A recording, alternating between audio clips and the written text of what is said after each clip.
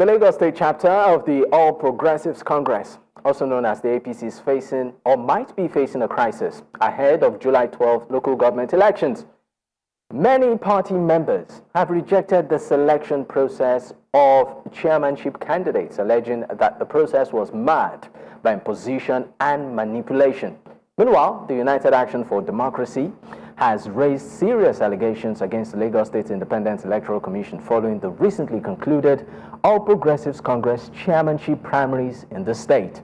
The group claims the electoral process was marred by fraud, vote rigging, and the imposition of candidates, describing the process as unfair and manipulative. The APC primary elections were supervised by the Lagos State Independent Electoral Commission. I want you to note that, LASEC, and was characterized by massive irregularities, voters' manipulation, and imposition of candidates in clear violation of both the Nigerian Electoral Act and the internal regulations of even that party itself.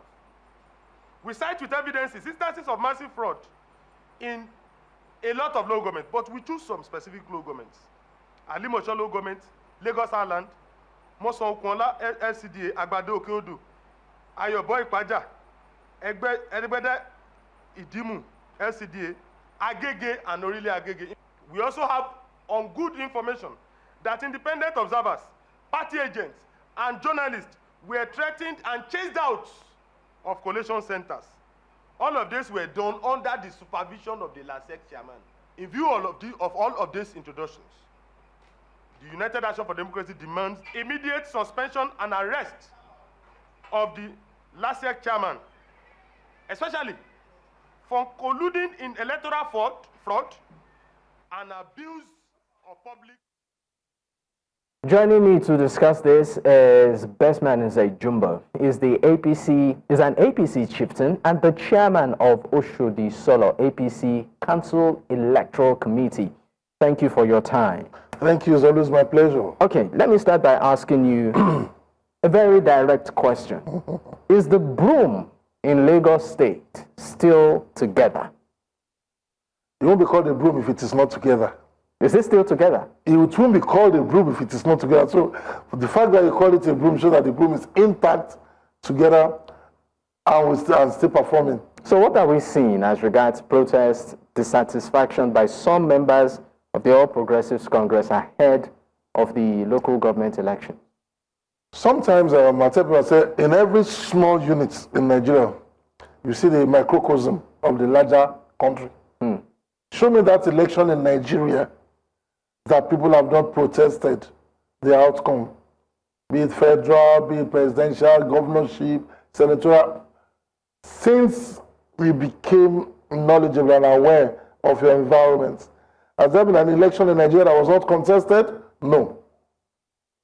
Does that now mean that we shouldn't do the right things? Of course, no. So the fact that there were protests, people are protesting, people are complaining, also shows the evolution of our democracy, and it is in the interest of our democracy. But let's look at the concerns of these protesters. Many of them are saying that there's, aside rigging, fraud, and all of that, that there is imposition. I mean, if you had to take it to street palace, some might use the word Baba Sokbe, and that maybe some individuals who have been waiting in line, in queue, hoping that their chance will come, it's not just even happening. There's nowhere on the horizon. I think maybe I should just put it this way. Does the APC Lagos State operate a closed caucus mafia kind of system? I don't think so, not to my knowledge. And I think I've been around the APC political family for some time. Does that mean that the process for electing people in the APC is perfect? No, we're all evolving. There's an evolution. Now, I also, like I said, I was the chairman of the Oshodi-Isolo Electoral Primaries Committee. And I got there and I saw that people were agitated. And we sat man to man. We moved into a room, we discussed, and we came out and we had smooth clean, clear, fair primaries in Oshodi-Isolo. Now, is it a close-knit thing? Is it a Baba Sokwe kind of thing? Well, I also know that a whole lot of people engineering the protests, inspiring people to protest, have one time or the other also been beneficiaries of, it is not imposition of consensus. What's the difference? Now, consensus is democratic in the sense that you obtain a form to run for an election. I also obtained a form. Now we have 20 people obtaining form to run for one office, probably of a councillor. I would say this might cause a lot of divisions in the party. This might brew bad blood. Why don't you just all agree and support one person and take our cues and probably you subject yourself to another, to an appointment for some other roles in the party. And we agreed. And everybody signed and said, okay, we concede to Bestman, for example. And that's what we have in majority, that's what we had in majority of the local governments. Of course, there are one or two areas where they couldn't just still come to compromise. And they went to vote. And the votes were counted. And some of those that lost are still protesting. Just like in our national election, they protest to the tribunal, to the appeal court, up to the Supreme Court. So it's normal and it's healthy. But what I would not support is a situation where we have clear court malpractice. I'll give you an example. We had a case in Bariga, in Shomolu. There was consensus for a particular candidate that everybody wanted. Now, some people felt, hey, check this is not looking right. And said out of the 10 top positions, both from the state, federal, and everything that Shomolu has, 9 were Christians. Only the local government chairman is a Muslim. Now the local government chairman is going, and the person that the consensus favored is also now a Christian. And that would mean the 10 top electoral offices in Shomolu will be filled by only Christians. In our kind of society, we will be deceiving ourselves. We will say it does not matter. We've not grown to that level. We've not.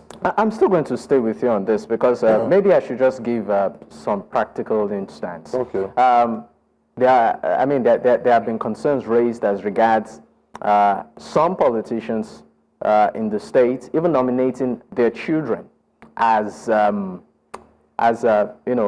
positions. For positions. Ahead of this local government polls. This, of course, didn't sit down well with many members.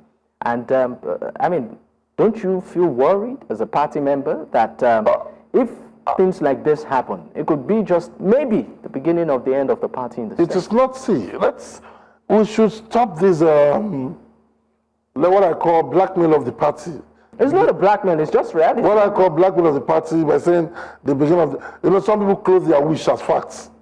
They wish the APC is imploded. So in this scenario, for instance. No, I'm coming back to that question because I don't think it is right. Now, let me tell you this. We all came together to support the APC. We all came together to fight for the party and make sure the party wins the election. Now, because you are privileged to probably be a governor, a senator, a rep, a speaker, a chairman of the local government, now you now think that everything in the party becomes your family dynasty. I don't think it's right. And that is why it was tried in Agege, for example. Somebody, we're not too sure, the speaker wanted the son. But I think as reason prevailed, when he was said, no, this is not right. And he himself announced the withdrawal of his son. So when we see things like this and they are corrected, we are making progress. So why would anybody now, after seeing that, still bring it out as excuse for causing unnecessary disharmony in the party? This was seen and it was knocked off. And in other places where it's coming up, it's being challenged. That said, now, do I also agree that because my father was privileged, then my own future should be truncated? What if I was qualified on my own grounds? What if I'm not? You see the balancing that I'm trying to do, but you see a situation where your child, your brother, your sister is being loaded on others. It's not acceptable, except the person goes through the ranks and on self-recognition, on self-qualification, he merits it. That's okay, which is happening all over the world. We've seen an example with the Bush family.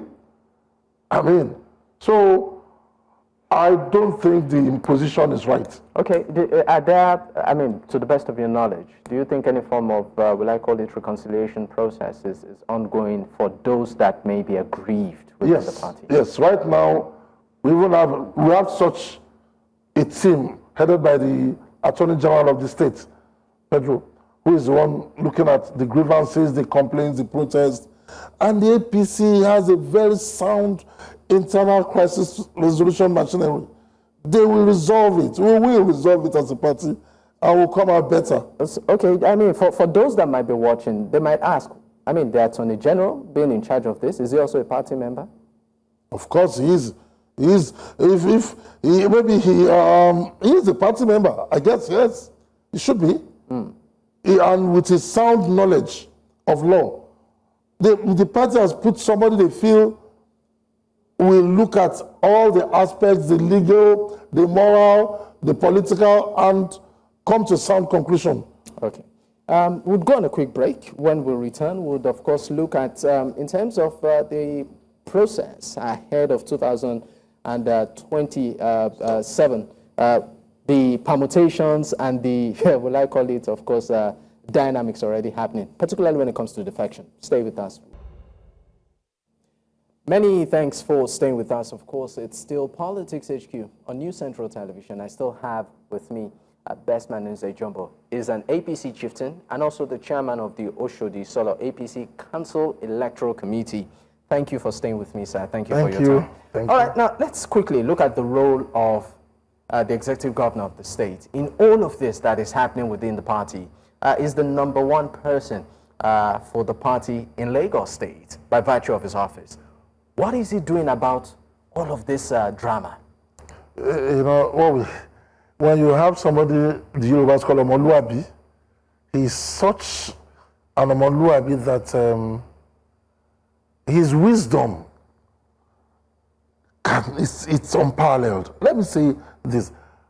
2 days to the primaries, he had a meeting with the Electoral Committee where he made sure every material, everything needed, every process was scrutinized and made sure everything was okay. He had a meeting with us all. And if you notice, he is not the kind that wants his interests. Someone, and if you know in all this, they've not mentioned his name. That someone will impose anybody anywhere. No.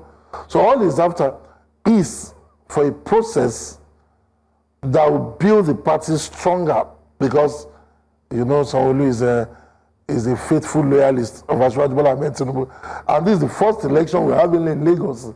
Local election, Asiwaju is not present. So imagine Sanwo-Olu did everything to make sure, and that's why if you notice, is his Attorney General that is also now put in charge of the reconciliation, the looking at all the issues to resolve it. So he's done the best he could. He made sure everything needed for a peaceful election was given to the committee, which was headed by SAN, Babatunde Ogala.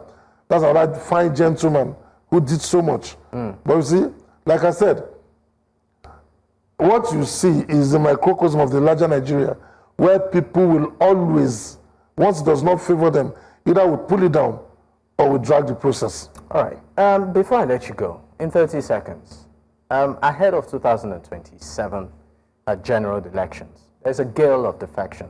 Well, fortunately for a party member like you, to your party, the All Progressives Congress.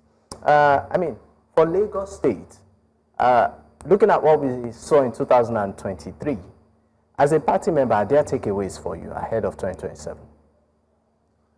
Well, we've learned our lessons because some things happened that led to the things we saw in 2023, presidential election in Lagos. It won't repeat itself because a lot of those things are being corrected, party internally. We also see that one of the biggest candidates for 2023 in Lagos State that we call Jando is back home in APC.